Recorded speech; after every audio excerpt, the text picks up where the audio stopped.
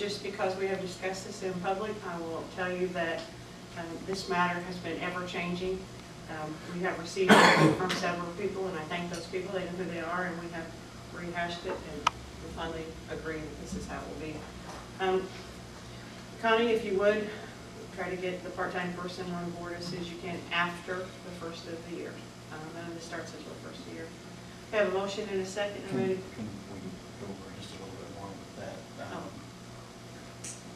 Basically, we originally talked about having a 16-hour per week certified planner. That we ended up doing this instead.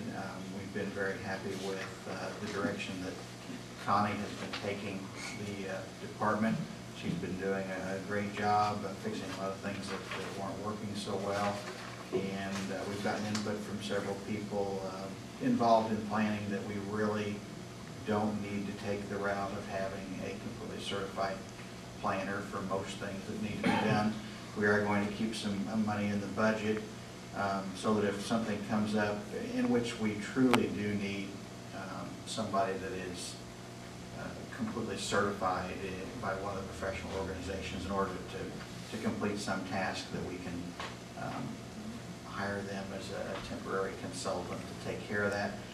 Connie is working on getting her planning certification, and hopefully when that happens, then we won't have to do that either. But anyway, we are not completely doing away with the idea of having a certified planner available, so we've just come to the conclusion that it's just really not that critical for most things that need to be done. So that's why we've picked the direction that we're going. Thanks. Also, I want to stress that this was a way for us to look at the finances and the cost of this department and just adapt it a little better for the changing times we're in. Any public comment? Seeing none, Cindy, roll call. Diana Baskin? Yes. David Drake? Yes. Scott Oldham? Yes. Philip Smith? Yes.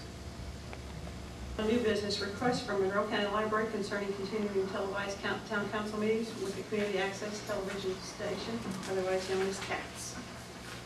Good evening, I'm Michael White, General Manager of CATS, and also joining me tonight is Sarah Laughlin, who's the head of Monroe County Public Library. And some time ago, Sarah put together, I thought it was a very nice letter, as a follow-up to the council's decision to not fund the coverage of these public meetings for next year. And we had not yet received a response to that letter as to the intent of this council. Just as a sort of a quick review, what basically the letter said was that, of course, we understand that these are tough economic times, and the franchise fees that have been used since 2001 to fund the coverage of this council, as well as other things in the town, other coverages, things like Richland Bean Blossom, things like that.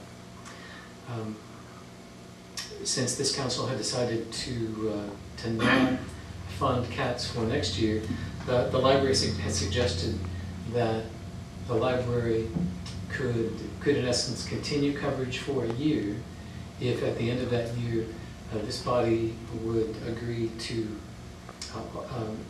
basically guarantee 50% of the franchise fees to CATS for the continued coverage of this meeting, as well as Richland Bean Blossom and other activities in the town. So that's just as a sort of a recap for you, recap for the folks out here who are watching via the internet or on television.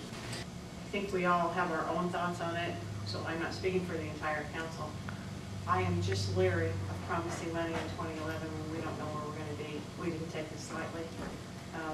We don't want to enter into a future contract, and I realize that the franchise fees, we are collecting 3% at this time.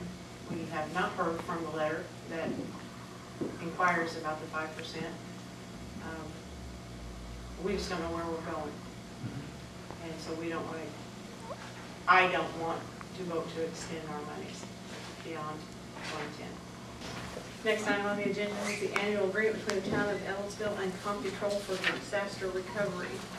This is the annual agreement for disaster recovery. We've done this for quite some time. Darla did review the contract, Ms. Brown, sorry, and she has some comments. I made copies there for you. Make a motion that we approve the annual agreement with ComPetrol for the disaster recovery program in the amount of $450. Second.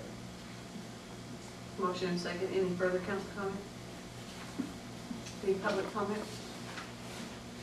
Seeing none, Sandy, roll call. Diana Baston? Yes. David Drake? Yes. Scott Oldham? Philip Smith? Yes. Supervisor comments. Jim Davis, Ellettsville Fire. I spoke to you last meeting about, I sent you an email, I guess, and I spoke to some of you in my office about a problem we've had here at the fire station with the roof and the water freezing on the roof. I've got some pictures here that I want to show you. That may look like just icicles hanging over the guttering, but the gutter's full of ice. And if you look right at the very top of the gutter, between the gutter and the snow is a layer of ice.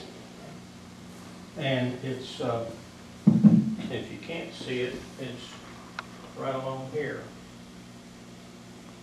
And that layer of ice is about 1 inch thick. We've had this problem from day one, moving into the building. The building was built according to specifications. The building was built per our design. It was built with the proper materials and et cetera and so on. So we're somewhat stumped as to why we have this continual problem. And the problem we've got is that it seems to be our heating system is not in the attic, but our ductwork is in the attic. And the ductwork's insulated, the attic above here is insulated, and so on. But when we checked some temperatures in the attic, if it was 44 degrees outside, the temperature in the attic was 70. And if it's 45 degrees outside, the temperature in the attic was 60. And so on. We checked the difference between the temperature outside and the attic by, if the outside temperature was 45 degrees, now it wasn't at this time, this was obviously a different time. If the temperature outside was 45 degrees, we took a thermometer, which is maybe not very scientific, and put it at the roof deck, and then put insulation underneath it so that it was up against the roof deck. When we did that, the temperature difference between the outside and the roof deck was 5 degrees. Which kind of tells me that we obviously got a lot of heat in the attic. And I'll show you some other pictures here which kind of points that out also.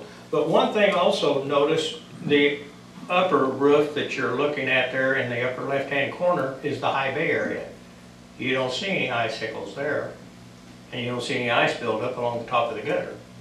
There is no ductwork in the attic in that part. It's below the ceiling. Same roof, same design, same everything.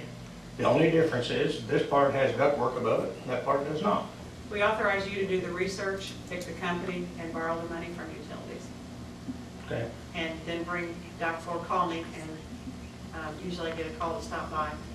Okay. Okay. Thank you very much. Could you get the lights? Well, sorry. Could you get Lights, yeah, sure.